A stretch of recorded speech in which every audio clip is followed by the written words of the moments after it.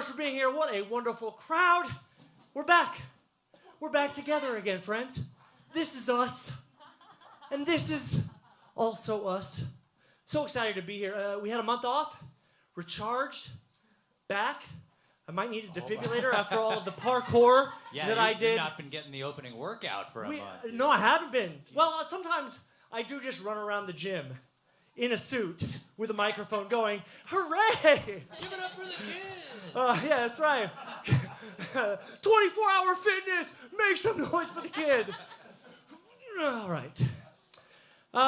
People, we should start the show off by answering the eternal question, my friends. Who's the Ross? Who is the Ross? That's right. And he is me, Aaron Ross, your comedy boss. We've been here for 779 episodes in the past 11 years. That's right. Them's big numbers, baby. You might also be saying, who's the co-host? That's Dax Jordan. He's hilarious. Wow. I've been here for like 20 of those 779. That's pretty good. And who's the band, my friends? That's Scotty and the two hotties featuring Swinky. Let's hear it for them. Woo! They sexy, they funky, they sexy. And who's the best audience? Come on, who's the best audience? Who's the best audience? Who's the best audience?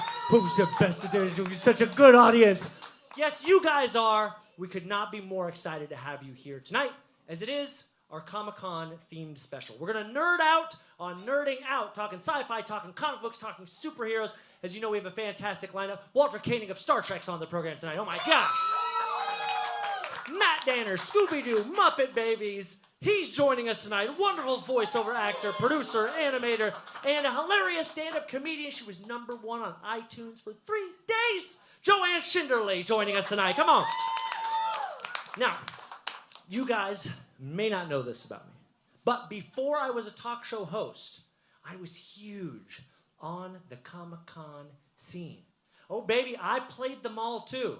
AlhambraCon, PomonaCon, West Convena, ProCon, ConCon, Wrath of Con. And the list goes on. Sure. Echo back there. All right. That's all right. I think because we have one of the original cast members of Star Trek, we should have a collective con from our audience on the count of 3. 1, 2, 3. Con! See, you almost lost the beginning by not being a good boy, and then you totally redeem yourselves. Yeah. My biggest thing on the Comic-Con circuit is my Star Wars stand-up comedian character, Han Solo. That's right, ladies and gentlemen, Han Solo. But I am not the only one around here who plays an intergalactic stand-up comedian. No, my friends, Dax Jordan, my co-host, has a Star Trek stand-up comedian that he plays called James T.H. Kirk. That's right. Both of our characters have very effeminate ways of laughing. James T.H. Kirk. The fanboys have been asking. They've been asking for years, which star is the best? The Wars or the Trek? The Trek or the Wars? And tonight, my friends, we're going to find out. Because roast battles are huge business now. That's why tonight, me as Han Solo, Dax as James T.H. Kirk are going to go head-to-head and roast battle each other for star supremacy. Are you ready for it, ladies and gentlemen? A roast battle? I don't think you're ready for the roast battle. It's all the rage, my friends. Are you ready? Then come on, people, put your hands together and make some noise. We transform into our characters because it's time for the roast battle of Han Solo and James T. Kirk. Come on, everybody!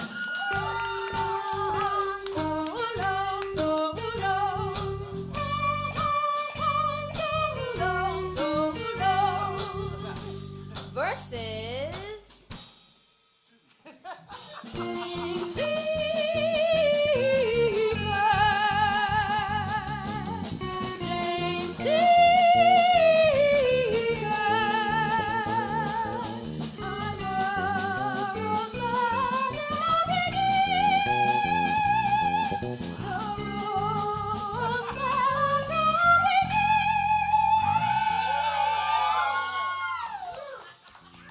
I don't have any buttons. I may be from a long time ago in a galaxy far, far away, but I still didn't make my senior officers wear miniskirts so short that when they bent over, you could see their sarlacc pit. Space! The final frontier. These are the voyages of a highly trained crew. Not some dipshit Craigslist cowboy who thinks his dog talks to him. All right, Space Force. Where'd you get that toupee on top of your head? Was it Chewbacca's shower drain? Showered? Why, you're the second most disgusting unshowered carpenter since Jesus. That joke was forced. But hey, ladies, have you ever tried giving a forced choke? It's one of my kinks. My safe word, Houdini. You sex monster! I've herded more Nerf in 1 parsec than you've smuggled in an entire life day. Well, shows what you know, James T. Jerk. Because a parsec's a measure of length, not time. Oh, your Princess Leia measured my length just fine. Yeah, well, I heard it was subparsecs, and that you shot first. Damn that Romulan ale. But you know what, Kirk? You may live long, but you'll never prosper like I do, not without those sweet Lucasfilm residuals, baby. I heard that Roddenberry contract really gave you the rod. Speaking of numbers, Mr. Spock has reported to me that your chances of winning this roast battle are 1 in 3 trillion. Never tell me the odds. I'm not good at math. Obi-Wan, obviously. Wow, that pun was so bad I wish I had gone down in that second Death Star when it exploded.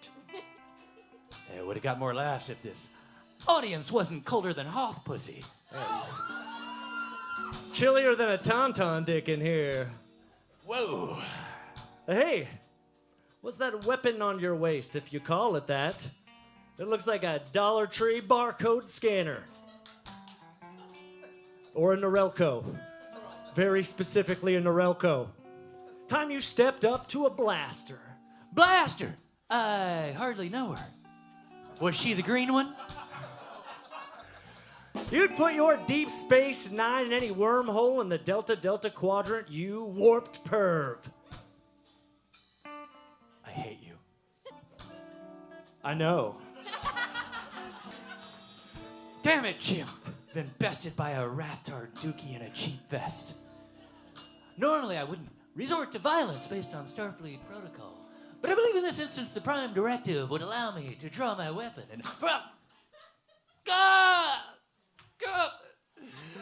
Melodramatic death!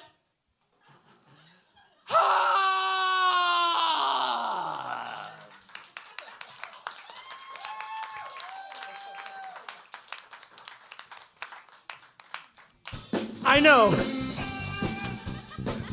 Dax Jordan, ladies and gentlemen, as James T. Kirk. And I'm Aaron Ross as Han Solo. That has been your Star Wars, Star Trek roast. Han it out. Solo wins again. Hug it out. God, I am freezing in here. You know what, ladies and gentlemen? We like to go out to Hollywood Boulevard and we like to meet the people, the real people that are out there on Hollywood Boulevard. No one more real than the people on Hollywood Boulevard. And I had the opportunity recently to play one of the biggest celebrities in Hollywood. I'm not talking about a James Dean or a Marilyn Monroe. I'm talking about Hollywood Spider-Man. That's right, ladies and gentlemen. I entered the Spider-Verse. And tonight, looks like we're going to piss off Marvel, Disney, and Sony before we get to our first guest. We got one lawyer. What? Should be fine. It's my dad. Yeah. And he doesn't like representing us at all. He does not like us. No, specifically me. And so now, ladies and gentlemen, please put your hands together and make some noise for a little video we like to call A Day in the Life as a Hollywood Spider-Man. Here we go. Put your hands together. Spider-Man, Spider-Man, does whatever a spider can. Spins a web any size, catches thieves just like flies. Look out, here comes the Spider-Man. Is he strong? Listen. Oh, hi. I'm Aaron Ross. Join me, won't you, as I spend a day in the life as a Hollywood Spider-Man. Yeah. Thank God I'm taking these yoga classes, huh? Hi, ladies. It's my first day. Yeah. Welcome. How do you think I look? Good. I look like a good Spidey? Yes. Is this a good stance? Is this good? Yes. Should I be wider? Is it too wide? It's one of the other Spider-Men. Should I go say hello? See, maybe he'll give me a little advice. It's my first day as a Spidey. No advice. All right. If you need me, I'm out here. We out here. Can I ask you a question? Just a quick. From one spider to the next. Just a quick. What's your advice about being Spidey? Shake hands, Shake hands. show action.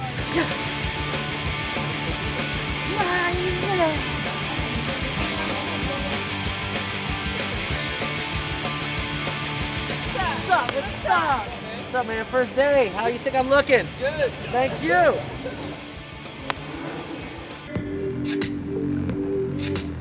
Don't you never, don't tell anyone else till you do it, baby.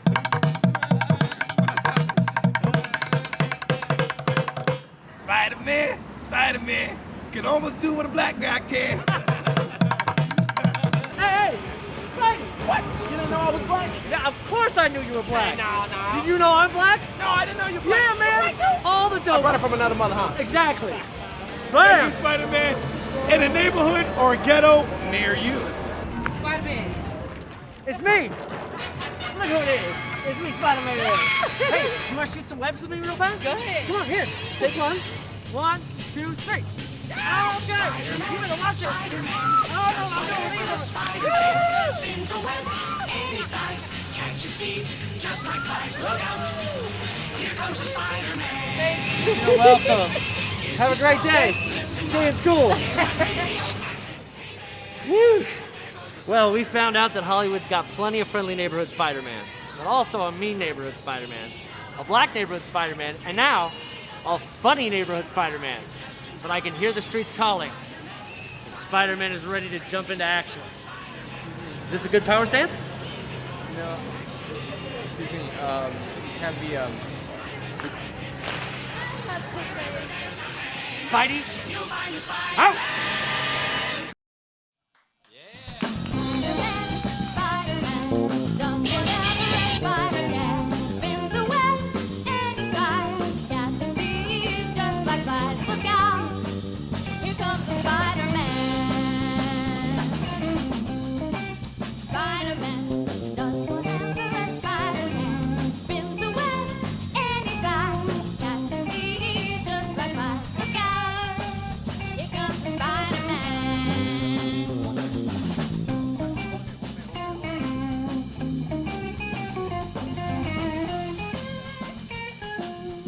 Wait.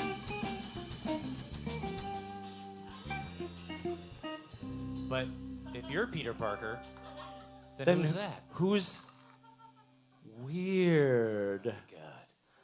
How Well, delightful. welcome to Spider-Verse, ladies and gentlemen. There are many of us out there, and, That one has good pectoral muscles. 24-hour fitness, make some noise for the kid.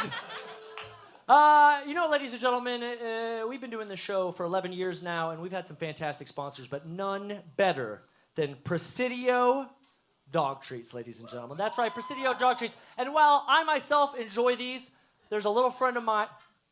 It's true. They're good. Actor's budget, man. Actor's budget. Yeah. You get 50 free dog treats. You're going to eat those motherfuckers. They're all natural, too. Put them in your smoothie, you can't even tell. I didn't even think of that. That's great. Oh, yeah. So, ladies and gentlemen, allow me to bring out the real star of the show. Look, it's Puppy Baby Yoda. Puppy Baby Yoda, everybody. And he's got for everybody in the audience, he's got a bag of Presidio dog treats for you guys. What? Courtesy of our new wonderful sponsors. Say hello to Puppy Baby Yoda and your Presidio treats. Yeah. Puppy Baby Yoda. Oh, yeah. That's a star. Come on, come here, come say hi. Come say hi. Oh yeah, that's the best boy. Oh, you're the best boy. He knows what it's like to be the best boy. Yeah, come on, buddy. Let's go. Let's go. Yeah, come on. Oh, do. Yay. Come on, Puppy Baby Yoda. Come on up here. Come on. Yeah, come on. You can do it. Look, nothing works better than a Presidio dog trainer treat. Come on, buddy. You can do it. I believe in you. You can do it. Come on, puppy. Come on. Yeah. That's a big sack of flour. There we go. Yay! Nothing will get a dog moving like a Presidio dog trainer treat. And JoAnn Schinderle, ladies and gentlemen. Oh, that's the best boy. Are you the best boy? Yes, you are. You're the best part of the show by far. Yes, look at him. Perfect angel. Come here, buddy. Come here. A dees. A do. That's how we get you off stage sometimes. It's true. I'll never leave. Come on. Milkshake. Come here, buddy. Come here. Come on, buddy. Yeah, the best boy. Good boy. Let's hear it for my dog, Kanye, a.k.a. Adventure Pup, a.k.a. Puppy. I know, that's a real star. Welcome to Hollywood, baby. Well, thank you guys so much for coming to the program tonight. You guys are having a great time. Woo, baby. Thank you to Presidio for all the treats for all of our friends out there. It's very exciting. We're really stoked to have them on board. What Wonderful if I give those to my cats? What if you give them to your cats? They'll be like, oh, damn, I want to be a dog now. Pretty cool. I think I'd be into that. Yeah, it's pretty A cool. little conversion. Dog cat? Yeah, that's how that Nickelodeon... Get it. Cat dog. Cat dog? No. Dog cat. Yes. They can have cat dog. We got dog cat. There it is. And that's how we're going to make the big bucks. Dog cat. Thank you guys so much for being here. Show 779 of Who's the Ross, our Comic-Con special. Huge lineup. Walter Koenig from Star Trek, Matt Danner, voiceover actor from Scooby-Doo and Muppet Babies, and the hilarious JoAnn Schinderle. So packed show right now. But I do have one more person to bring out here before I bring Mr. Koenig up from Star Trek, and that is my biggest fan. As we all know, Comic-Cons are all about fandom, and this is my biggest fan. She paid a lot of money to come out here time? during the show, like a lot of money. Like she's really saving my ass. So just make some noise. Come on, everybody. Let's hear it for Fanny Frederickson, my number one fan. Fanny, good to see you. Aaron. Oh, no. Oh, man, Aaron. That's the same face you made last night outside my window. You saw me. I did Oh. see. Yep, I did. I saw you the whole time. I had can I sit? Can I sit in your Yeah, chair? you've got 20 more seconds. So let's. It's like I'm a guest. Will you ask me a question? Yeah, when are you gonna go? Oh, where am I gonna go? No, like when are you going to go? Oh, I mean, whenever coming I up. have to, but for right now, Well, I'll ask thank you- you, Aunt Josephine, for donating by dying. Thank you. I'm so happy to be here. I can't. So what's your favorite part of the show? Every part, the whole. You're my favorite part. This is it's custom made. It's special. Oh my, that's me. Yeah. Wow, that's wonderful. You really picked up the peach color that my Thank skin. you. Yeah, that's wonderful. I tried to draw your stormy blue eyes, but I couldn't capture their Yeah, essence. so I they're had to sunglasses. I look like put I'm in them away. Men in Black. They're just for you and me. We know they're there. Oh, I also Wow. realized why you put the eyes there. I like that your show's a pun, and so I tried to make a pun. A Ross. Like a Ross, that's really cool. Wow. That's okay. That's all right. That's, And everyone's here. Everyone's For real? here. The whole That's thing. the So you real should name? go. Yeah, Oh, that's the real. the That's the real hair. one. Oh my god! It's Louis down to your nipples. It's not extensions anymore. And Dax, you're so funny. I'm not as funny as Aaron, but you're very, very I just funny. am glad somebody noticed me is all. I just, Goodness. Now you can keep it up. I like that stuff. Oh my! Can I just? We can interview them together if you want. You know, we'll do that after the show. Okay. Let's hear for Fanny Fredrickson. Wait, That was sign great. my shirt, You did a sign great. my shirt. You did a great job. You did wonderful. Oh my God. I'm gonna sell this online. Bye. wow. Fanny Fredrickson, everybody. Whoa. Wow. We should Wowzers. all have such good fans. That was. I know that's really incredible. It was worth every penny. It was so many pennies. All right, ladies and gentlemen, I could not be more excited to have our next guest hop out here. So, Scotty, get ready to beam him up. You may recognize him as Chekov from Star Trek. He's got a brand new book called Beaming Up and Getting Off. Let's say hello to Walter Koenig!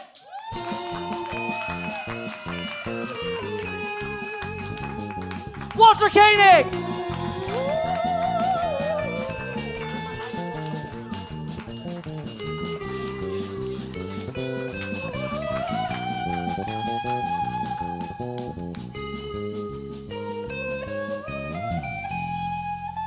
Walter, you play by your own rules. I like that about you, my friend. Thank you for being on the program. My pleasure, absolutely. What fun. It's absolutely, my friend. You look fantastic today. I don't look like that, that's for sure. Ooh, look at those. Look at those. 50 Little Hazel. Guys, 51 years ago. 51 years ago. How many likes does that have on Instagram now after 51 years? That's incredible. Look at how that orange brings out the hazel there. Thank you so much for being here. This is it, baby. This is incredible. Cover to cover, I read this. Walter Koenig's Beaming Up and Getting Off. This is your brand new book. Yeah, well, it's the original autobiography that I wrote back in '97 with an addendum for the last 21 years. So, yeah, it'll be out, I think, May 1st, you know. May 1st, that's right. May 1st on hardback pre-orders. If you go to Jacobs Brown Media Group, that'll be... Do you guys see it? Oh, they do that in post. My bad. Oh, yeah. JacobsBrownMediaGroup.com. If you pre-order a hardback, it's not only signed. If you request it to be personalized, baby, Walter will personalize it according to JacobsBrownMedia.com. JacobsBrownMediaGroup.com. That's what they said to me. Yeah. Yeah. It's true. So if you didn't agree to it before, whoopsie. Whoopsie-daisy. So much to talk about within the book. As you said, there's a new addendum the last 20 years. I just want to know the process of getting back in there. What was that like, getting back into the book? Because you wrote this new section. There's wonderful stories about your time at conventions, and I love your stuff about Shatner interviewing you on Raw Nerve. Oh, there's that face. We'll see it a few times. I'll only bring him up one more time because it's like Beetlejuice. If you say him a third time, he'll come in here and he'll kick me out. I saw him this weekend. You saw an unnamed man who was captain of your ship this weekend. Where were you this weekend that you saw that man? I saw that man in Chicago, Illinois. Man, this seems like someone has committed a crime, and we have to go back over the facts, just the facts, man. Yeah. You saw him in Illinois. You were at the Chicago Comic-Con convention. Right. How did you get along with? We don't get along at all. There's nothing there. Did you even a glance this time? Well, actually, he walked into the green room. I was sitting there, and I said, "Mr. Shatner," and I said, Oh, that's two. Yeah. And he looked at me, and I said, "You know, before I die, we should say hello, one more time." Ooh, sassy, just like this young man right there with the bangs in the suit. And he said, "I don't want to be insulted," and he walked away. Dude. Well, I get it. I've insulted him on any number of occasions. Yeah.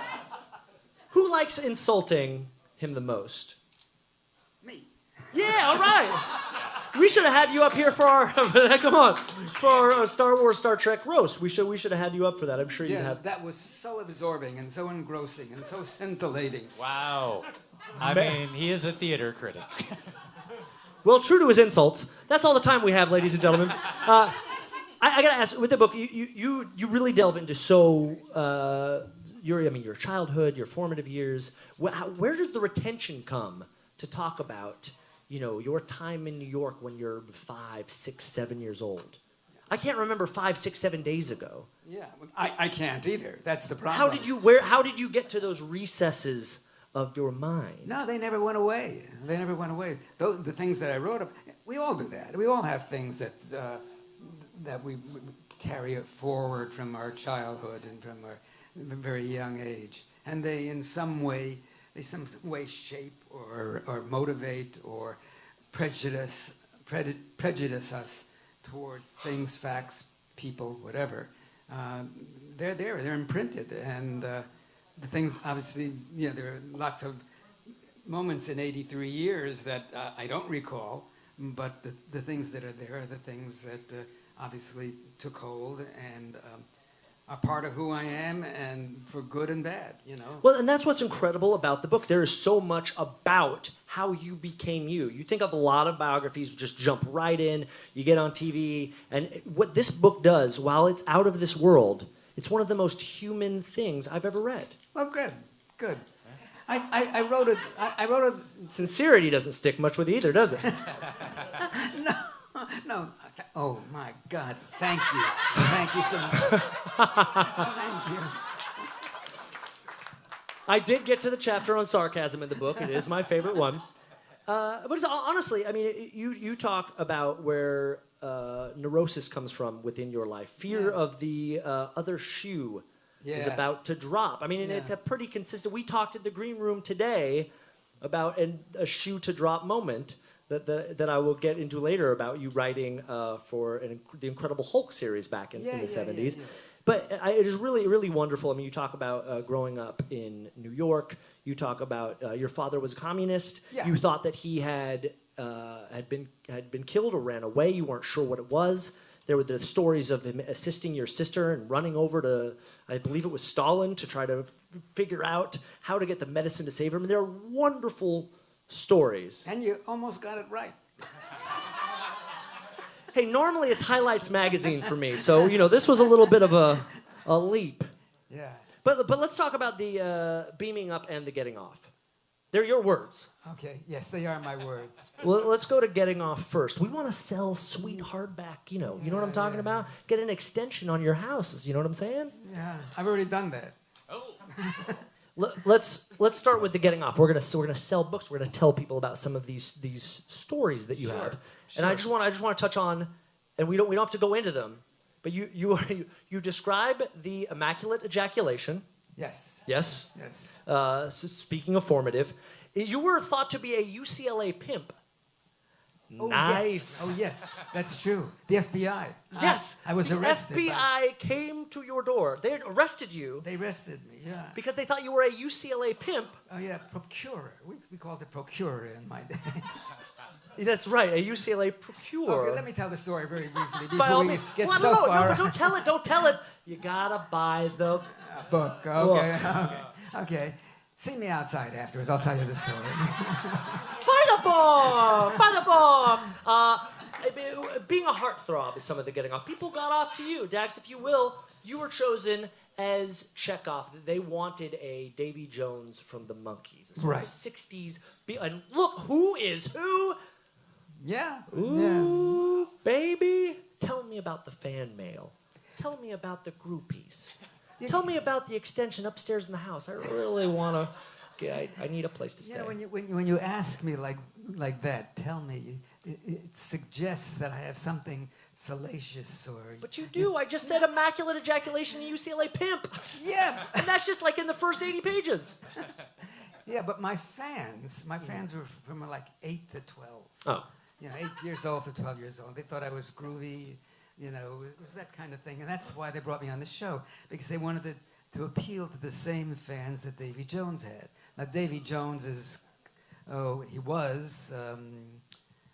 think he was about 15 years younger than I was when I started on the show. How old were you when you started? 31. 31 years old. Yeah. And there's an interesting age discrepancy in the show. James JoAnn, today would be his 100th birthday. Yeah. Yeah. So that's wild. You were 31 They were trying to get you to play a guy that was like 15 years younger, Yeah. and you had a cast member that was 17 years older. Wow. Math. I graduated the Wow. 3rd grade. Oh boy. Tell me about being this groovy dude.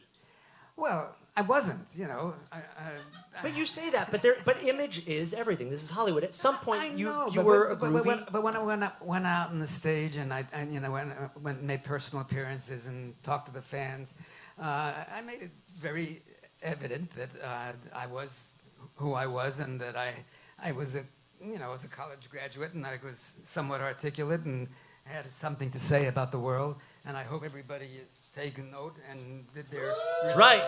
Super Tuesday, baby. So so I think over the course of a year, a lot of the initial enthusiasm, a lot of the exuberance and that wonderful energy that came from the fans began to dissipate a little when they realized, one, I was not 22, two, that I really didn't have that accent, three, that I was married. So all those things sort of, I think some of the fandom kind of fell away when they realized that I wasn't more like the Davy Jones Well, so what's the character. fandom like now? You're at the Chicago Comic-Con this past Yeah, weekend. What yeah. does that fandom feel like? Well, the people that come over are great. They come over with their children and their grandchildren, and what I love to hear, frankly, the thing that makes me feel best is when they tell me that the kids bonded with their parents or with their grandparents over watching Star Trek. That to me is really, really neat. We had something to say. We had a sort of a socio-political point of view that was perhaps a little bit before its time, and that include the idea, the universality of people, the commonality of people, the fact that we could all get along, that people of different races and religions and, for want of a better word, Species, right? class. We were all really part of the same human society, and it was apparent on the bridge. You saw there's an African American, Japanese American, an alien, a woman. All of that was a bit ahead of its time, and was, I think, a considerable part of the appeal that the show had. The stories in themselves very often were, spoke to topical issues, things that were going on. But just that subliminal effect that every time you turned on the set and you saw the bridge and you saw those 7 people, you were looking at a better world than we were living in. How cool. How cool. Koenig 2020. Huh? What? I said Koenig 2020. Oh, yeah, right. You're only There's like still time. 2 years older than Bernie Sanders. Yeah, that's right. That's right. It's really true.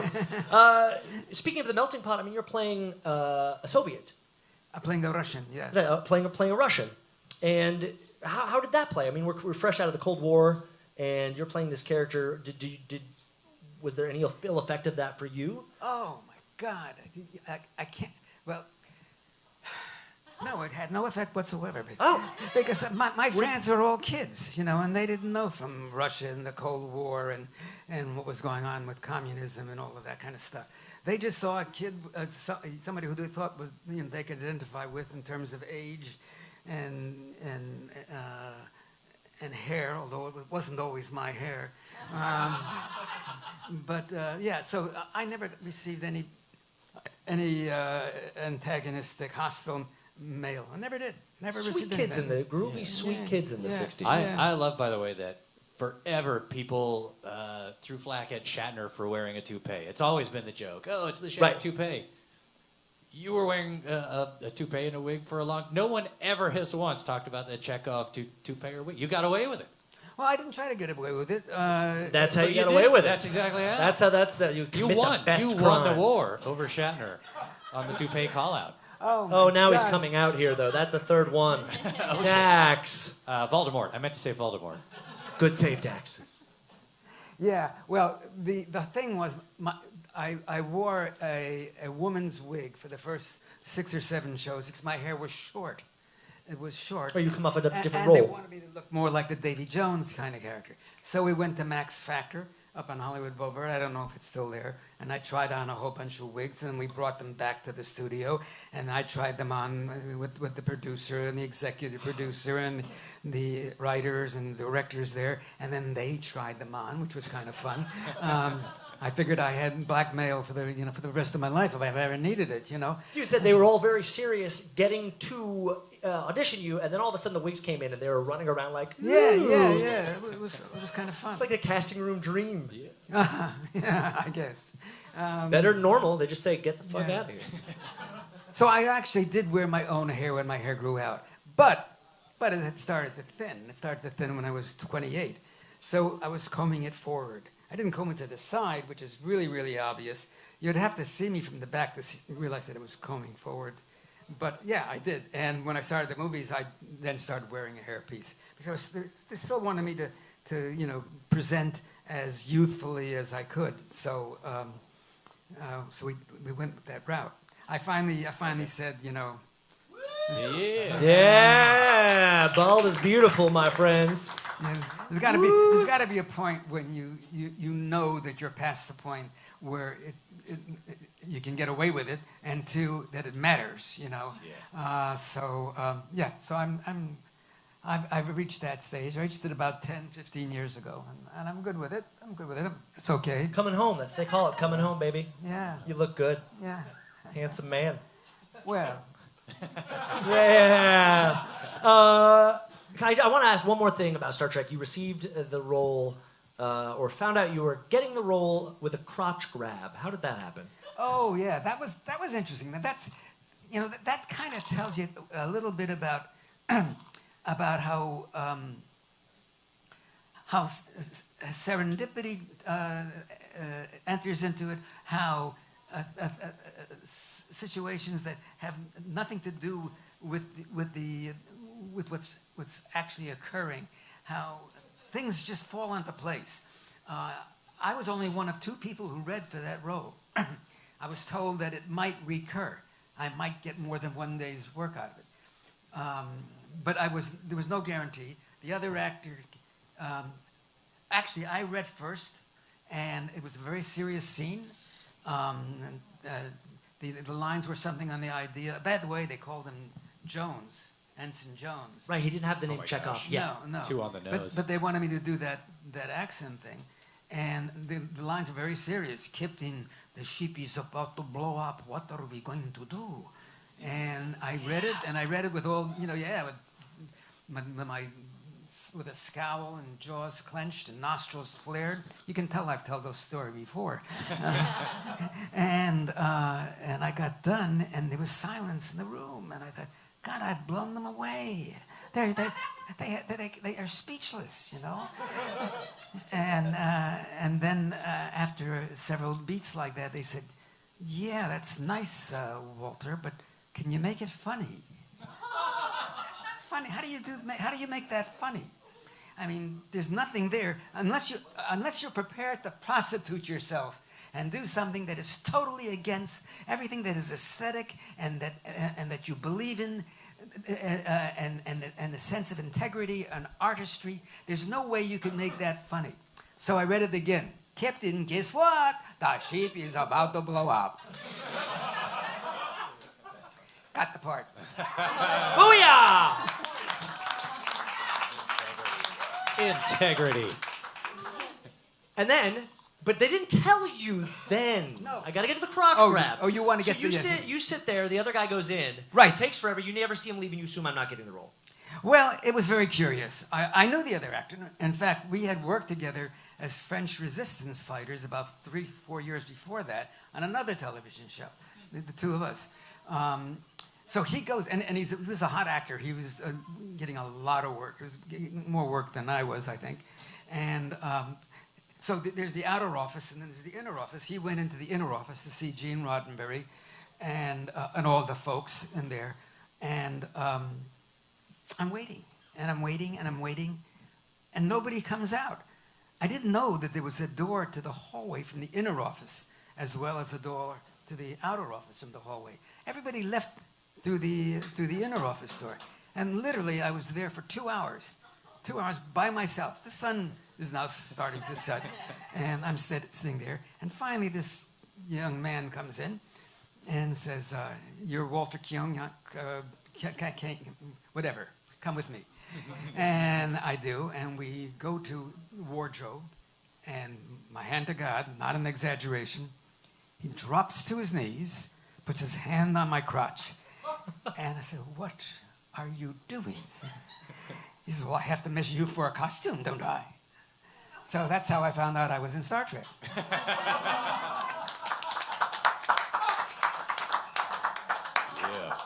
Same way I got the gig here at LC. Yeah.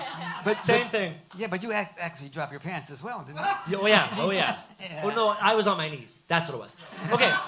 All these stories, these wonderful stories, are in Beaming Up and Getting Off, which you can get March 1st, ladies and gentlemen, JacksonBrownMediaGroup.com. But they're in the first part. I want to talk about part number 2. I want to talk about the last 20 years. Okay, but Because you that's in added there some cool too. stuff. And one of my, I got to go to this. I was at your place a couple months ago.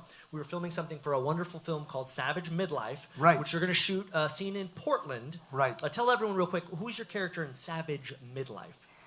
I play the co-owner of a pornographic gadget shop, a toy shop. Finally, the real juicy rolls, you guys. Watch how you say that. Ugh, Scotty. There it is. Ba-dum-bum. That was perfect, yeah. Ba-dum-bum. It was a soft one. It was a soft one. And so we've got this second part here, and we chatted. I'm at your place, and we're shooting a little Kickstarter sort of thing for Savage Midlife. And you said to me, "Hey, do you like the guy on ABC? You like the guy on ABC?" And I said, "Oh, Jimmy Kimmel. I enjoy him." And you said, "Oh, you won't want to read my bad hosts section." Yeah. Now, late night talk show is my life, so I dove into that first when you gave me a copy of the book. Would you like to tell them about the Kimmel incident? Yeah, but everybody should know, and if anybody actually gets to watch this as well. Woo! What a glowing With endorsement! this many cameras? It's not a book about now I get mine. You know, it's not a book. It's not a bitter book. It's not an angry book. It's a book mostly about the fun. There, you know, in everybody's life, a little rain must fall. And I got a call from the Jimmy Kimmel show if I'd come down and do a sketch, and it was that day. And I called my agent back and I said, you know, it's like 4 hours from now. I don't think I really want to bother with this. And then he called me back and said, "Oh, they would want you. They love you. You know, they think you're great. You know, actors are totally susceptible to flattery, and it's our most vulnerable Achilles heel. So being told that they love me, they want me, they need me." I got in the limo. I went down there and to the studio, and it suddenly occurred to me that I didn't know what the sketch was about. Right. So I said, "What is the sketch?"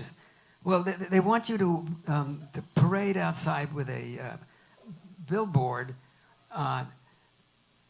This was the time when Schwarzenegger was up for governor. Schwarzenegger was running for governor, and as a gag, a young actor named Gary Coleman, who was on Different Strokes. I What don't you know if talking you about, Willis? What? What you talking about, Walter? What did we talk about? Catchphrase. That's his catchphrase. It's Gary Coleman's catchphrase. Oh yeah. What Yeah. you talk about? Yeah. Well, yeah. Right. They wanted me to carry a poster saying, his people had did this stunt thing where he was running for governor opposite Schwarzenegger. Well, okay, that's good, that's fun. But they wanted me to carry this sign that said, "Don't vote for Gary Coleman, he's too short." And I said, "I can't do that." And he said, "What do you mean? What do you mean?" I just said, "You're asking me to make fun of a man who has a genetic disability and get a laugh out of that?" I said, "I can't do it." He says, "He doesn't mind." I said, "Bullshit, he doesn't mind. I mean, he's making a living and he's doing well, but nobody wants to be 4'8", you know. And so we went back and forth, and I said, bring me my driver. I'd like to go home. So they said, wait a second. So they run in and they talk to Jimmy Kimmel. And they said, would you say, don't vote for Gary Coleman. He stole my watch. I said, okay, it's not funny. But it's not offensive. Not offensive, exactly. Yeah. So I did it very badly. I put that out there. I take some blame in this. I was tense and nervous, and I walked back and down, up and down. Gary Coleman shouldn't run for governor. He stole my watch. Okay. I know it's kind of funny. I think the audience doesn't want to laugh because you were like it's bad, but it's random and kind of funny. So they didn't actually have me on the show, but mind you, it was like a bit outside, right? Yeah, a bit outside. So and Jimmy Kimmel went on and talked, and I didn't know what he had to say about it. And a couple people there said hello, and some people kind of turned their faces away because I think in retrospect, I believe they were a little embarrassed about the whole thing because what he said was, when I got home and I watched it because it was a time delay, was where the hell did we get this guy? He's a D-list actor. He's so bad. We could have, yeah. For shame, which Jimmy. I thought really sucked. Yeah. I really, if you're gonna do that, do it to my face. Yeah. I mean, I think I can handle my home with a motherfucker like that. Shots fired. So I thought that okay, and I asked my agent to call the show the next day and ask for an apology, and he was told that everybody went on vacation. The show was closed down. So that was the end of that until about 3 or 4 years later when I was walking the red carpet for somebody else, and a guy thrusts a microphone in my face and says, I'm with the Jimmy Kimmel Show. What would you like to say? Oh. So I said, Jimmy Kimmel is bare, a little brain, less wit, and the personality of a kumquat. Yeah. So I felt so relieved. I felt, I had gotten that burden off my back, and it's one of those times you say you should have said and you didn't, but you finally get to say it. So I said it. Take that. Yeah. And the story's just like those, beaming up and getting off by Walter Koenig. Walter, last question. That section's about bad hosts. I want to ask you. Any good hosts? You do any talk shows? Letterman, Carson, Dick Cavett, Aaron Ross. The last one, Rolling Ass? Rolling Ass. That's my Native American name. Rolling Ass. Aaron Ross. Who? Walter. My best friend. He comes out here, Tupper. You should have seen him in the green room with puppy baby Yoda. He melted. Did you not? I did. Yeah, you did. Dax has one quick question for you. Dax a huge Star Trek nerd. Lifelong a Star Trek fan. And so Carrie Fisher's been reproduced post-mortem in several movies now. And the ethical grounds are obviously shaky there. And as a man of integrity, but also that your character's going to live on for generations, do you want to have any say in what they do with your character after you've expired? Like, is that a thing that actors are going to have to do now? Maybe it might even be legally binding if you tell our cameras what not to do with Chekov. Well, because the storytelling chains are off now. Even in Star Trek, they're not following Roddenberry's old rules of characters of always being black or white, good or bad. Yeah. Well, in general, I have a problem with exploitation. I am repelled by situations where I feel that somebody's going to be exploited, whether in this world or after they've already left it. Exactly. But I've done my Chekov. I've done that. Anybody else wants to pick up the mantle, carry the mantle? That's fine. I have no objection to that. But if they put your face on it. My face. That's what they're doing with CGI. Digitally. This is the future. It's 20. They're literally recreating dead people. Who gets the residuals? Your estate. Your estate. Your estate. Jimmy Spoken Pardo. That's right, your son-in-law. Yeah. Yeah. Well, actually, it's going to all go to them anyway. You know, whatever I have is going to go to them. I don't think I'd find that objectionable. No, no. All right. It's kind of flattering, actually. You There know? you go. So yeah, I have no problem.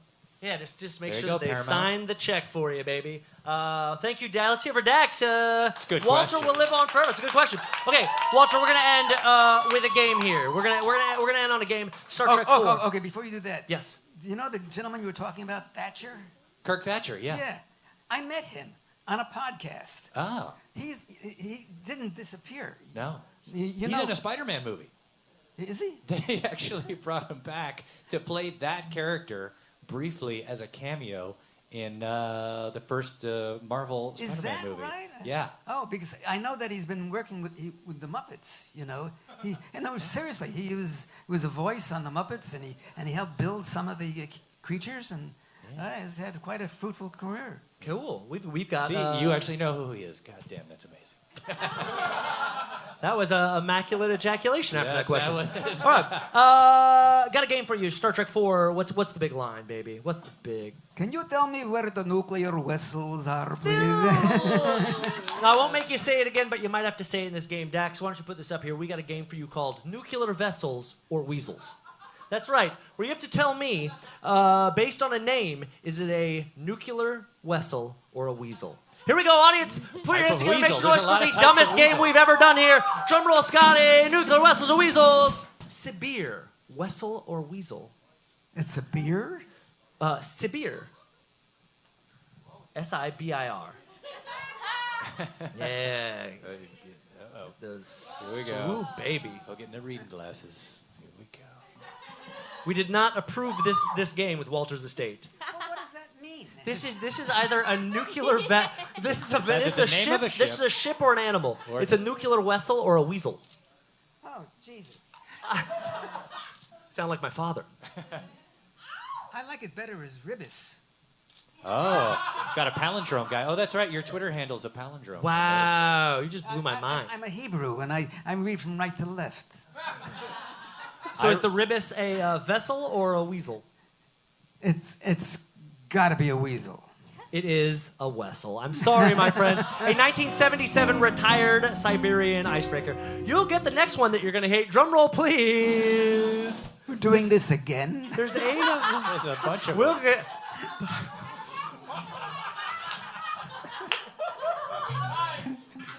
It sounds like a I know what it sounds like. Sexual organ. Yes. Is that a wessel or a weasel? Wessel, weasel, or clitoris? That's definitely a vessel. No, I'm sorry. That is a weasel. It's a European Oh, a polecat. tiny weasel. Oops, I forgot to That's expand literally the that biggest photo they have of him. Wow. All right, here we go. 0 for Here's 2, a number 2. thumbnail. Wessel or weasel? Yamal. That's a scream. That's when somebody rams a hot iron up your behind. You go, yeah. Yeah, that is correct. That is correct. Yes. All right, 1 out of 3. Here we go. Wessel, weasel, or scream from a poker? STOAT. Wessel or STOAT. Does anybody ST. feel strong enough to weasel? That's correct. It is a weasel. Okay, she's the yeah, winner. Notice the weasel in Ireland. They're Irish, where there are the least weasels living. All right, 2 out of 4. Here we go. Number 5 in the dumbest game we've ever done. Nuclear wessels or weasels? Yokai. Another name for George Takei. That is correct. There we go. 3 out Also of 5. You're weasel. picking this game up well, Walter. Rough start, Walter, but you really picked it up. Here we go. This is number 6. Vigach. That's a sexual preference. I'm sorry, it is a nuclear vessel. It's a, it's what a if slightly nuclear smaller vessels are my icebreaker sexual ship preference? commissioned in 1990. That's okay. 3 out of 6. We want to get to 4 to get the grand prize in tonight's game. Nuclear vessel or weasel number 7. STEPPE. The STEPPE. That's a disease. Step. That is correct. That is correct. We would have also accepted a white or masked polecat. All right. 4 to 7. You're over the equator line. See if we can stay there. Finally, nuclear vessels or weasels. Sev Morput. Wessel or weasel? Audience? Going with the audience? I think it's a state of moribund, of being dead. Everyone wins. That is correct. Let's hear for Walter Koenig, everybody. with his prize from our sponsor, Presidio. They're wonderful trainers for your dog Quince.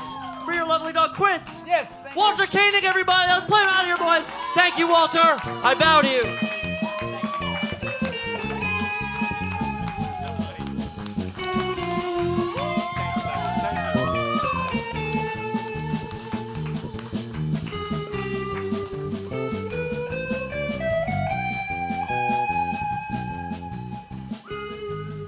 Oh shit!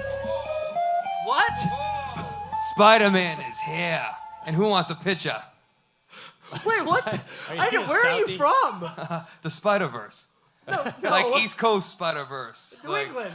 pot, yeah, some up there. Yeah. Yeah, How's your living as a Spider-Man? living the dream. Are you kidding me? Look Yeah? at this. How much have you made today? So I'm gonna get some money from these folks. I have a deal going on. $5 for a picture, 2 for 10. Wow, Boston. Hollywood Spider-Man, you Come guys. Let's hear on, it come for him. on. Get a picture. Get a picture. Get at it. Go get a picture. Go ahead. Go get a picture with the people. Can you see? Oh, right. Of course he can. He's Use moving. your He's Spidey moving like sense. puppy baby Yoda going down those steps.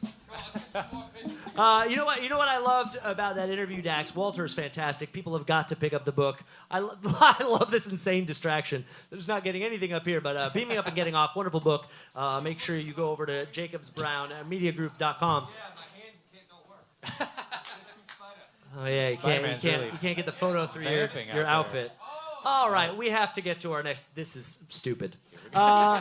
Ladies and gentlemen, very excited to have this young man come onto our stage. A incredible voiceover actor, also producer, illustrator. He's going to tonight create my own comic book superhero character live on the stage. He is Little Kermie in Muppet Babies. Let's get loud. Here's our good friend Matt Danner. Matt, get out here, baby.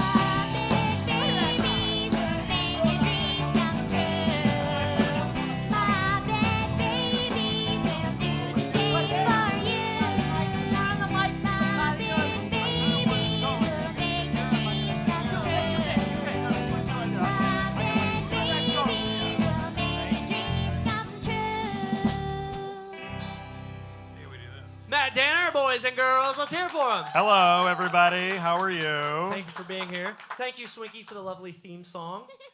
That was beautiful, by the way. Thank you. As Baby Kermit would say, yay! So I appreciate that.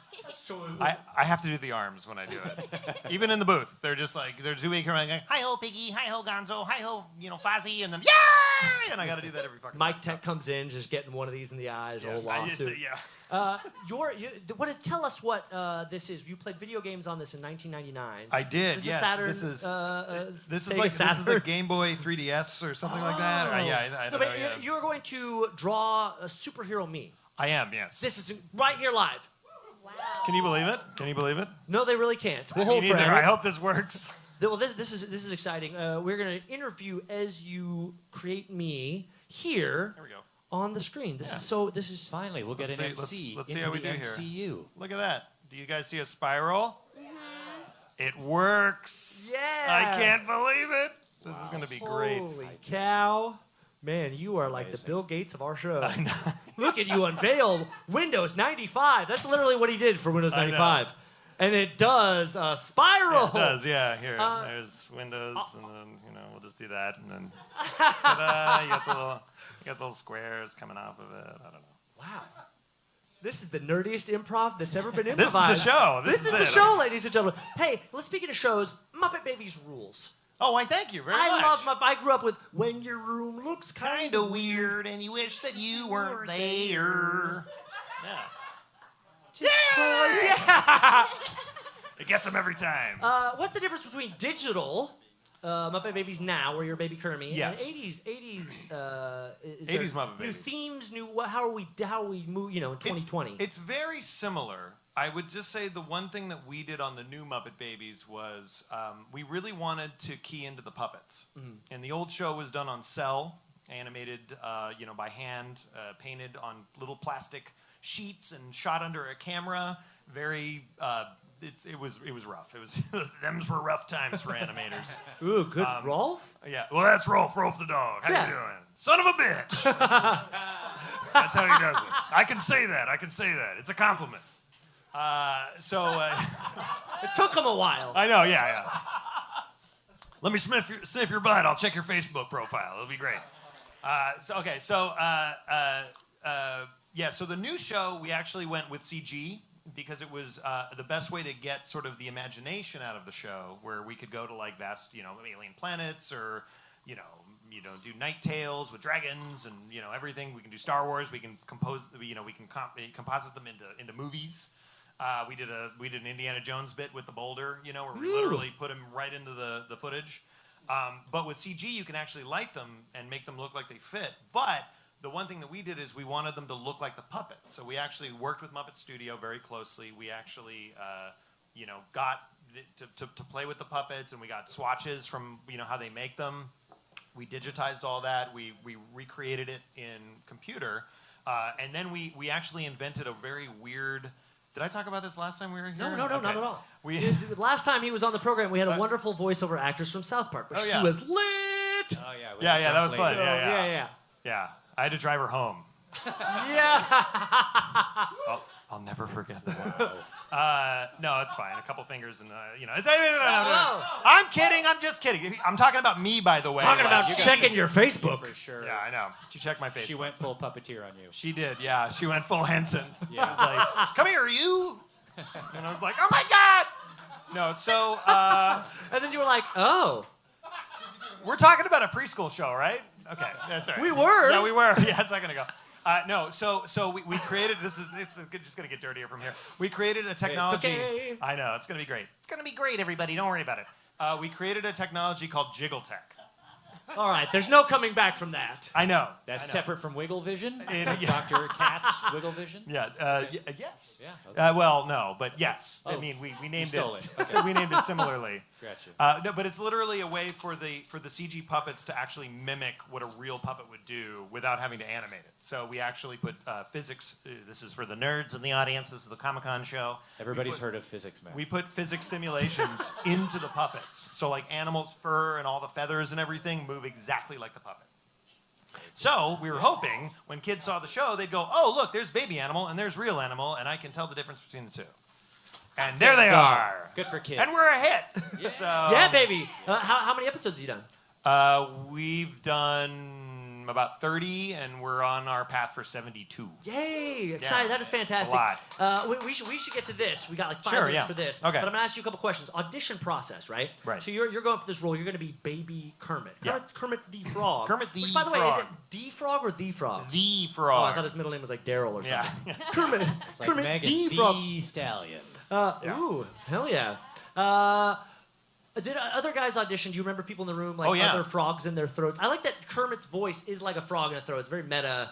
Yeah, it is. It's actually a physicality because when Jim used to puppeteer, he would look at a monitor on the floor, and so he'd put the puppet up here, and his neck naturally stretched out in order to get all the stuff. And Rolf, you gotta sort of get in here like that. And basically, if I look down at the floor, I can do most of the Jim Henson voices, which is how I guess I don't know. I mean, maybe that's just my thing, but it works. So It works. It's your thing. It's work's thing. This is I'm not sweet complaining. Jim Henson trivia. Yeah, I know. And so there you go. So you got to do the frog in the throat in order to get it. Other people in the room, do you remember who they like? Patrick Mahomes for the Kansas City Chiefs, or Shakira, or Even though I was producing the show, Cher. because no, I got a good one for you. Joey Lawrence auditioned for Whoa! Baby Kermit. Whoa, yeah. Whoa! And I was like, I'll never get this. And he went like, hi ho, this is Baby Kermit. Whoa! And I was like, no, he's not gonna get that. But surprisingly, it was really hard to find a Kermit because I wasn't gunning for it originally. Like I had been doing it with the Muppet Studio for a while, but I wasn't like, it's gonna be me or nobody. Like I was just like, look, I mean, everybody's got a Kermit, and we went through a lot of people, and they just they kept coming back around and like, can you audition again? And I was like, sure. And then about 8 auditions later, they're like, you got the role. And I was like, really? Whoa! Yeah, whoa! Yeah, no, yeah. Took the words right out of my mouth. Damn. Yeah, there it is. We've got gotta 4 draw a minutes picture. to rock All right, this bad boy Here we go. right here. So what are we doing here? I think me is a superhero character. I Okay, think let's what we're do going it. Yeah, for. yeah. Gonna We inflate my can keep ego. talking. Yeah. Yeah. All right, I'm gonna just. Do you want me to hold the microphone? Do you need No. a second hand? No. All I right. gotta. Don't know how you like I'm to do it. ambidextrous. You've got a lot of things going. You've got Artistic. working on a Nickelodeon cartoon we cannot talk about. I cannot what's talk the peak about it. voice-wise? Like you're with Disney now. Yeah. Muppets is Disney. Are you Yeah. gunning for that Pixar spot? What do you mean? Yeah, I mean, like, that's the dream, right? I mean, As I a want to be voiceover- Pixar. No, I don't know. I mean, I just want to make funny that's cartoons so perfect. that That's just what make Walter. people happy. You Well, know? yeah, so perfect. I don't know, no big deal. That's how you get it. Oh yeah, right. Yeah, That's- Walter's. I'm not gonna get it. What kind of student were you? I always think of voices as something that starts when you're young. Were you doing voices in school? Oh yeah. I got suspended for it. A lot. Oh, that's Yeah, the you got perfect voiceover actor crime, getting suspended from school for goofing off. Wow. Yeah. I've never had real eyebrows before. Really? Is that too much? No, they're great. No, no, I no, mean, no, I no. can This just isn't a I can critique. just get rid of No, it. no, no, no, no. No feedback. That's what the undo button's for, everybody. This isn't like Seinfeld's uncle thing or whatever. I'm not. You Welcome know, to the Uncle digital Leo. age. Hello. What did you get in trouble? Like, do you remember the voice you were doing? It was for a lot of things, but I used to sing lots. I used to make up lots of little ditties, and some of them were about the teachers because I would kind of call them out on their shit by making songs. And honestly, I wish I could remember what they were, but one of them in particular got me in big trouble, and that was that. Do it. How old were you when you? Honestly, I can't even remember it. How are you but- ever going to write your memoirs like Walter Koenig, beaming up and getting off? Jacobs, Brown. I've lost my notes. You remember It's shit fine. when he No, was we're doing 5. great here. Yeah, we're doing great. Yeah. What was your favorite voice to do growing up? Well, Kermit for one. I mean, Perfect. I did a lot of Kermit the Frog, and so okay, you want to be a superhero, right? Yeah, sure. Okay, so but I mean, so basically, like I gotta like see what I'm doing is that I'm sort of finding your tougher. Oh, you can all see this, right? I mean, we're getting somewhere here. Okay, so When you like something, just well, make a noise or comment on it. The thing You got it is, 3 minutes. the thing is, I want to know is do you want the Peter Parker or the Superman chin? Do as you please. All right. Do as you please. Sexy. You're Scooby-Doo. This is Yes. gonna be his Tinder profile picture, just so you know. This is one that's easy to. Yeah, there's no fucking doubt about that shit. What's up, Bumble? Yeah. Yo, damn. Wow. No, it's just awesome. Yeah. I look like a sexy Jay Leno. Oh yeah. We're getting there. Stank face. I'm gonna give you a really thick neck too, because Make every part of me you thick. know, okay, well, fair enough. Like a. What else? I was know. at the Dax, last- Dax told me. Said stop with the innuendo. Hey, as we're knocking this out, stop with the innuendo. Casey Kasem story. Yeah. Will you regale us again? It was a fantastic story you told last time. Yeah, so this is how I got into voice acting. So Casey Kasem was Casey Kasem with the Top 40, which was he was a radio personality who also did the voice of Shaggy from Scooby-Doo. He was getting up there in age, and he wasn't able to either perform or didn't want to perform in some cases, and sometimes he would just say, you know what, fuck this, I'm out of here, I'm Casey Kasem, you can do this shit yourselves. And he would just leave.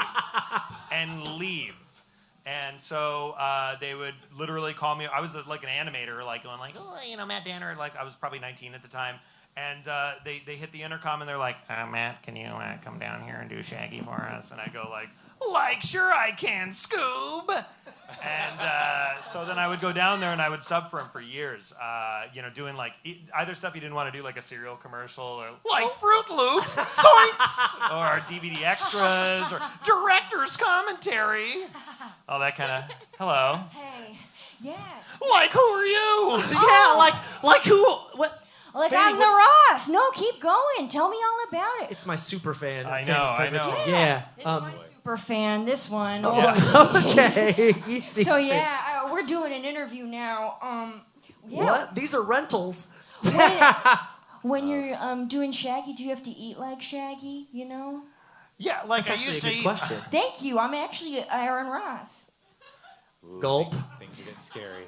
Like zoinks? Like Zoinks. Like zoinks. I'm very afraid now. I'm just gonna keep drawing. I'm just gonna We're put my looking head great. down. We're looking really good. Wait, what? This? What? What? Is this like looking in a mirror? I'm the Ross now. Oh, Oh my god. and I've had this fantasy before, and I thought it was gonna be hotter. I knew it would come to this. Yeah. No, but you tell us about us because we're just interviewing. What was the audition like? I asked that question already. I asked that question already. Gulp. Gulp. Zoinks. It works for everything. It really does. I know, right? What do we do, Scoob? I don't know, Raggy. Like, She's how do we totally get out of lost her this? mind. Yeah. Hey, what does the new Aaron Ross pay for co-hosts? One more time? What does the new Aaron Ross pay for co-hosts? He wants to know if he's going to make money from you. Oh, Nice. double. Yes. Thanks, Aunt Josephine. I'm on board. Yeah, but double of zero is still zero. Wow, this is. I mean, you totally know, awesome is what I want to say. Oh, I'm trying here. that was you know, a good joke. I We're couldn't write that. we're doing sort of a comic book / caricature kind of thing here. So you know, I'm gonna add some shading now. Isn't that nice? I'm like harnessing my inner Bob Yes. Ross here. You know. Speaking of shading, I've got some over my shoulder. Thank you so much. We're Up against plumb it. We're good done. out of time. All right. Is that a superhero?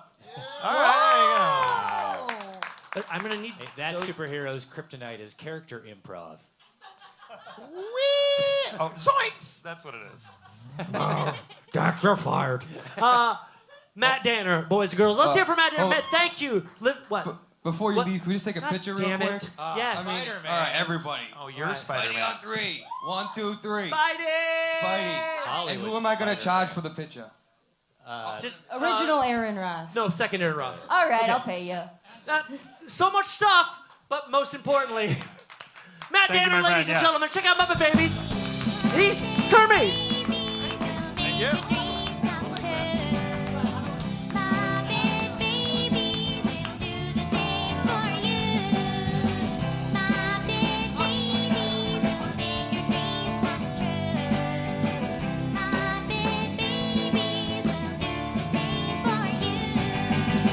One more time, everybody. Matt Danner, come on. He got suspended for doing silly voices. All right, I'm very excited to bring out our final guest of the evening. She's a hilarious comedian. She spent 3 days as #1 on iTunes. Ladies and gentlemen, please make some noise for the hilarious JoAnn Schinderle. Come on, JoAnn. Thank you. Keep it up for Aaron Ross, ladies and gentlemen. Scotty and the two hotties. I feel slightly out of place being here because I don't identify as a fucking nerd. So hopefully we still get along. I come from a very family that they really love Star Trek and Star Wars and everything, and I really wanted to get along with my family growing up, as any child wants to. But I was never allowed to watch any of it with because I asked too many questions. So I've hated nerds since then.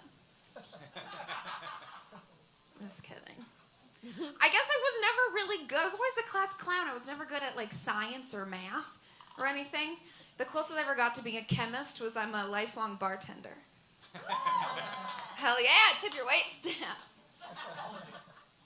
I love being a bartender though, you know? I guess there's a little bit of math involved because especially if I like go out as an alcoholic as well, then I can be like, okay, if the first 3 drinks are $6 at this bar, and the next 4 drinks are $9 at the other bar, that equals I'm blacked out.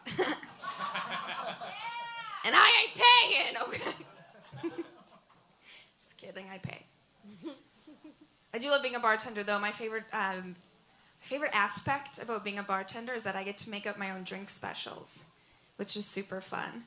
A couple favorites that I made up I'll share with you. My first favorite drink special, I call it Broken Dreams. It's just a Corona. That's it. But it's like super popular amongst 40-year-old men who are just trying to get the band back together. Second favorite drink special, it's kind of, the name changes a lot, and recently I had to change it to Dr. Huxtable. Right? Don't get ahead of me. We all know how it ends. One person does not. It's a pretty girly vodka drink, but instead of filling the glass with ice, you just fill it with a bunch of roofies. Oh, and if you're offended by that, it used to be called college football. Fuck those jocks, right, nerds? Love it. It's weird, though, aging as a bartender, because the type of men that are hitting on me, they're taking weirder approaches about it. This one dude came up to me, and he was like, "Psst, hey, girl, you got baby making hips. I'm like, what? He's like, I'm just saying, I have a 401k and I would love to put a baby in you. And I was like, well, based on your Jinko genes, I'm assuming you're lying. So let's just quit while we're ahead, okay? Here's your Corona. This other dude took a weirder approach. He was like, hey girl, are you Italian? I was like, yeah, I am. He's like, I can tell by the dark circles under your eyes. I can tell you're an asshole by the words coming out of your mouth. It is kind of fun, though. I do love party girls. I love a good party girl. The perfect sound for that. Just like an alcoholic last sip. Yeah. That's what I'm talking about. That gets me off, you know. I love party girls, though. In my opinion, party girls get a bad rap, but they are the perfect feminist. Think about it. Have you ever been denied a shot from a party girl? No. And what's that party girl's first question? What's your name? She doesn't give a fuck about pronouns. That's progressive feminism. Straight to the name. Love party girls. And guess what? Have you ever been denied a shot from a party girl? Never. She's like, what do you want? Yeah, what do you want? She's asking everybody, and guess what? She's not paying for it. The bald-headed man at the end of the bar is racking up that tab. That's inclusive feminism. I'm angry about it. I don't like when they get bad raps. My favorite type of party girl, the bachelorette. I make my money off bachelorette parties. I love it. I'll tell you this quick story about the first time I became a bartender when I got my bartending wings. It was in this little place called Wisconsin Dells, Wisconsin. It's the poor man's vacation. It's basically the Reno, Nevada of Wisconsin. It's the type of clientele. It's this town built on bachelorette parties and water parks. And I love it. And this particular bar is in the shape of a ship, right? Because of the water parks. And if you're at the front of the ship, that means that you were the head bartender. And I love a competition, right? So when you start off, you have to start off in the back, but your goal is to work your way up to the front. That's where the money is. So I'm like, okay, day one, I can handle this. I'm sitting in the back and putting out the vibe, you know, waiting for someone to order a drink for me. And then it happens. The door kicks open, and it's a bachelorette party. I could hear the plastic dicks from the parking lot. I'm so excited. So I lock eyes with the tallest one. She comes over, and I'm like, Mama's getting paid tonight. Bachelorette lady comes over, and she goes, I need 9 Scooby snacks. And I'm like, what the fuck is a Scooby snack? But here's the thing, confidence is half the battle. So I'm like, 9 Scooby snacks coming right up, right? But I couldn't check my phone because this was before internet was on our phones. This was before internet even reached the state of Wisconsin, to be honest with you. So I asked my coworker, I was like, what's a Scooby snack? And he's super busy, and he's like, vodka cream Midori. And I'm like, okay, I got this. Put out the shaker. I'm like, vodka, here we go. Midori, I think it is green. Okay. Cream.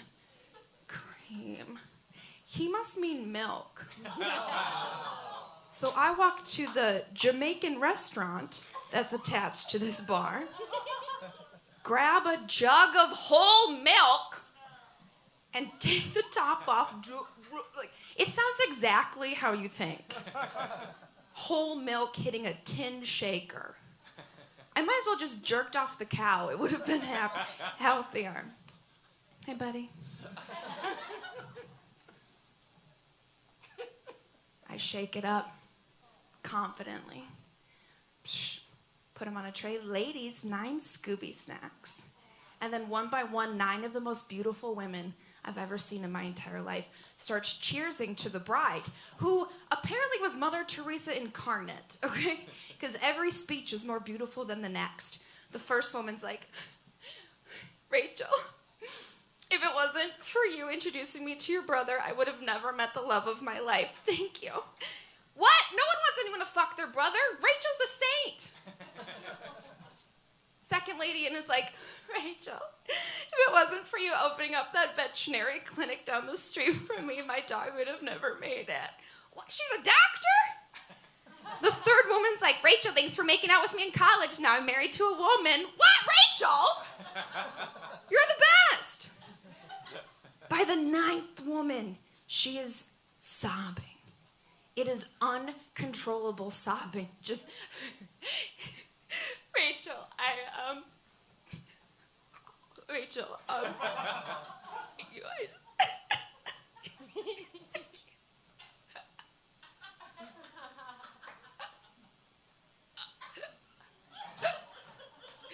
Rachel,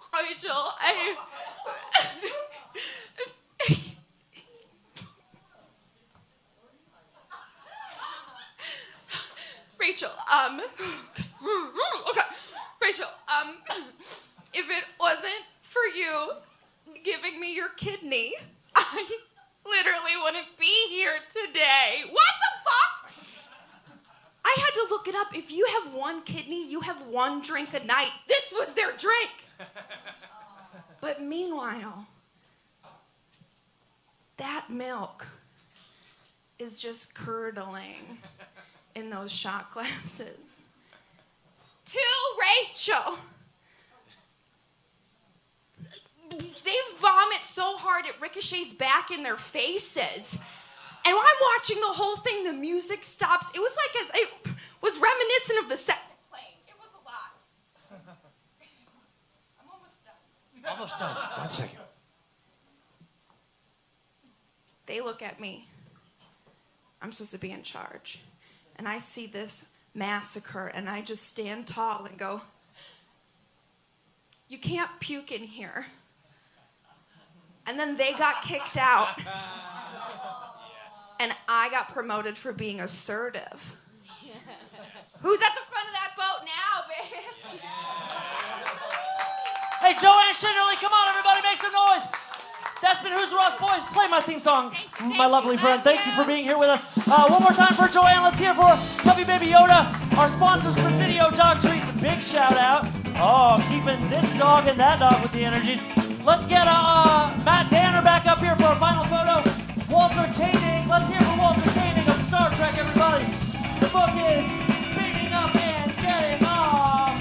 That's right, Boston Spidey. Let's get my super fan Franny Fredericks up here. Make some noise. Scotty and the two hotties. Come on, everybody, let's hear it for them. We'll be back in 2 weeks. St. Patrick's Day. Come join us. They're 17. Thanks for coming to